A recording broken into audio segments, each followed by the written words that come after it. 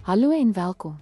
In vandag se video gaan ons ondersoek hoe vakspesifieke waarneming studentonderwysers help om hul onderrigmetodes te verbeter.